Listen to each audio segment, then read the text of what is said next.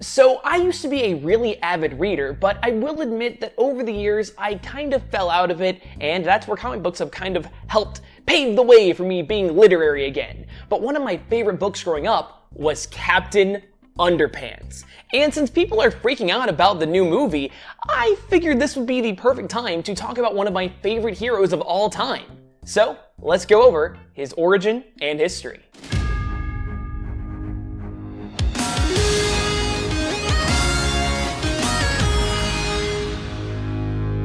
Captain Underpants is the creation of Harold Hutchins and George Beard, the elementary school duo who made their own comic books as Treehouse Comics Incorporated, out of a treehouse in George's backyard. One day when joking around, George noted that many superheroes look like they're flying around in their underwear. So he came up with a character that literally flew around in his underwear. Meet Captain Underpants. He's faster than a speeding waistband, more powerful than boxer shorts, and able to leap tall buildings without getting a wedgie. There's one small thing though. That's Captain Underpants the comic book character, and he's not the focus of this video. Instead, there's a very real Captain Underpants in the world of Harold and George, and it's this character who is one of the main protagonists of the Captain Underpants series of kids books. Let me explain. This is Mr. Krupp, the principal of George and Harold's school. This guy is a grade A jerk, and he absolutely hates children. Kind of makes you wonder how he got a job as a principal in the first place. Anyway, outside of making comics, the two boys were notorious pranksters. Mr. Krupp had enough of this and installed security cameras all over the school. With a stroke of luck, the principal managed to catch the boys in the act.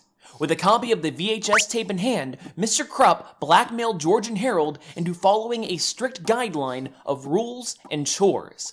Because, you know, that's exactly how you should run a school. The plump principal treated the kids like servants until they were fed up and purchased a 3D hypno ring out of a newspaper in hopes of hypnotizing Mr. Krupp into handing over the tape.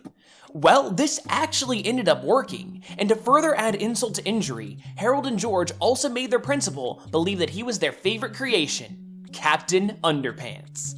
This was all fine and dandy until the good captain dashed out the window looking for crime to fight.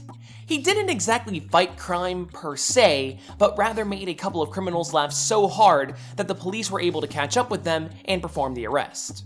The police instantly wanted to arrest Captain Underpants as well for what I'm assuming is a combination of indecent exposure and vigilantism. But Harold and George managed to scoop him up and flee the scene because, as we all know, skateboards were faster than police cars in the 90s.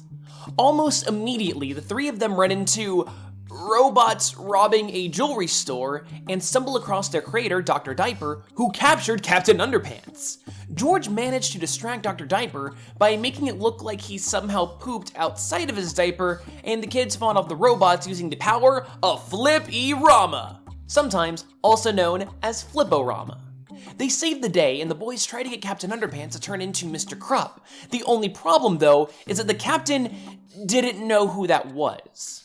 Thankfully, a bit of water was enough to revert Captain Underpants to his old crabby ways, but little did the kids know that when pouring water onto a hypnotized victim, the subject will slip in and out of the trance whenever they hear the sound of someone snapping their fingers. From there, Captain Underpants fought such foes as evil toilets that Harold and George accidentally brought to life using a super photocopier, and alien lunch ladies, as well as their army of zombie nerds. During the latter fight, however, the dynamic trio had to fight a giant and evil dandelion, so the kids forced some of the alien's extra strength superpower juice down Captain Underpants' throat, which officially gave him flight and super strength.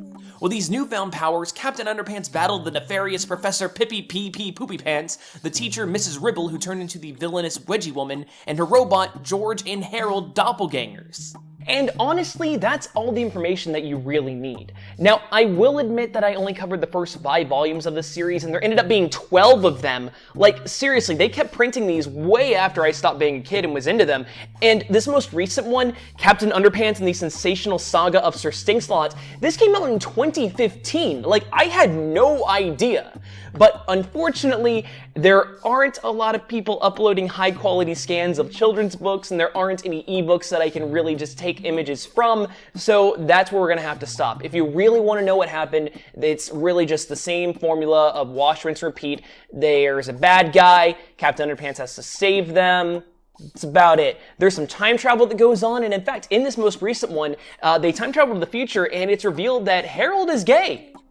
Which is, it's really neat, and it definitely means that Harold is the first LGBT character that is confirmed in Dreamworks movies. So, hey, that's a really cool, fun tidbit. Really, Harold and George have a lot more of a character than Mr. Krupp and Captain Underpants have at all. So, but, you know, people want to hear about Captain Underpants, not about the kids. But, yeah, April Fools, obviously, this isn't my main content. I don't normally sit around and talk about children's books, but, yeah, I figured this would be a good time to do it. He's technically a hero, and he's in a book, and there's comic books involved, so yeah. Hey, if you like this video, then make sure to like and subscribe and leave a comment down there, or maybe watch another video. In fact, last year's April Fool's Day video on the Crimson Chin was one of my favorite videos I've ever made here on the channel, so maybe give that a watch if you're into this silly, crazy randomness of old school nostalgia. Anyway, hopefully I'll see you next time.